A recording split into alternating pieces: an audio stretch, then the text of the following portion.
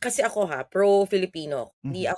ayokong sabihin na pro-government or pro-PBBM or pro-Duterte ako. Pro-Filipino ako. Whatever is right ko, dun ako. Kung ano yung tama na nakikita ko, which will benefit majority of the Filipino.